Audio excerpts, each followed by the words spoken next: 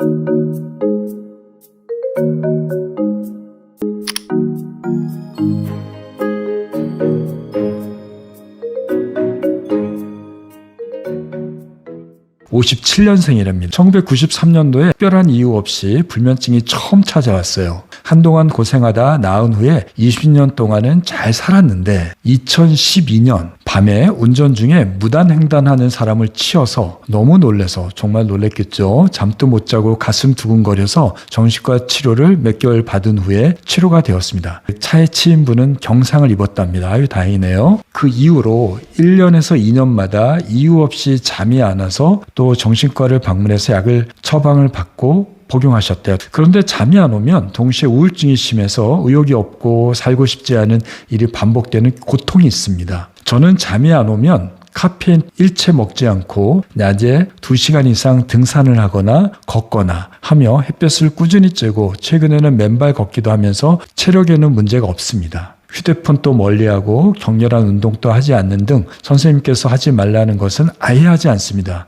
왜 불면증이 계속 반복되는지 궁금합니다. 여기 아침에는 약간 항불안제인 자나팜, 굉장히 저용량이시네요. 저녁에는 디아제팜, 벤조 약물이죠. 2ml. 프록틴이라고 하는 거는 아마 우울증 약이고, 멜라토닌, 우울증 약이 좀 많이 들어가 있고 안정제가 조금 들어있네요. 첫 번째 제가 생각하는 건 우울증이 주기적으로 반복되는 게 제 의견입니다. 따라서 지금은 약을 드시면 잘 회복되시고 약을 끊게 되시면 매일매일 일정한 패턴들을 생활을 유지하십시오. 잠 안 올 때만 이렇게 하지 마시고 여전히 낮에 햇빛도 쬐시고 사람도 많이 만나시고 본인이 즐거운 일들 하셔서 뭔가 사회적으로 또는 개인적으로 열심히 하시는 일을 해보시는 것도 도움이 될 수 있습니다. 두 번째 가능성은 굉장히 예민하신 분이죠. 예민하신 분들의 특징이 뭐냐면 뭔가 이게 스트레스를 대처를 잘 못해요. 보통 덜 예민하시거나 무던한 분들은 어떤 일이 사건이 터져도요, 아이 뭐 그럴 수 있어 하고 넘어가고요. 그게 별로 머리에 남지 않아요. 근데 좀 예민하시니까 한마디 툭 던진 거, 몸이 좀 아픈 거, 일상에서 이루어지는 일들이 생기게 되면 그것들에 대해서 굉장히 민감해지죠. 그러면 잠을 못 자게 돼요.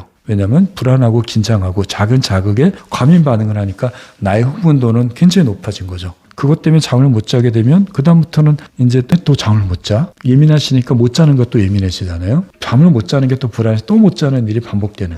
그 과정에서 본인은 또 운동도 많이 하고 햇빛도 많이 쬐고 여러 가지 활동을 많이 하시면 또 극복하고 아무것도 아닌 일이 톡 지나가면 또 못 자고 이런 것들이 반복이 아닌가 하는 생각이 두 가지가 듭니다. 일단 지금은 현재 약들을 잘 복용하시면서 지금 잘하고 계시는, 낮에 활동하고 사람들 만나고 햇빛도 쬐고 또 부지런히 열심히 사시면서 뭔가 할 수 있는 일에 대한 애착도 가지시고 또 사회적으로 어떤 관계를 맺으시면서 유지하시기 바랍니다. 우울증 약은 최소한 6개월 이상 복용하시면서 서서히 줄이셔야 돼요. 안 그러면 이게 재발률이 높기 때문에 약을 단기로 쓰지는 일반적으로는 않습니다. 최근에 한 3개월 전에 헬스를 시작했대요. 헬스를 시작했는데 그때부터 자꾸 일찍 깨는 시간이 조금씩 빨라진답니다. 처음에는 뭐 예를 들면 7시에 깼는데 그 다음에 6시 반, 6시 더 일찍 조금씩 일찍 깨기 시작한대요. 왜 그러냐고 질문을 주셨어요. 여러 가지 핸드폰을 보거나 또 스트레스도 원인이 될 수 있고 커피 마시는 것도 새벽에 깨는 원인일 수 있겠지만 또 무호흡증도 원인일 수 있지만 운동을 시작했다는 그 시점이 명백하다면 운동과 관련되죠.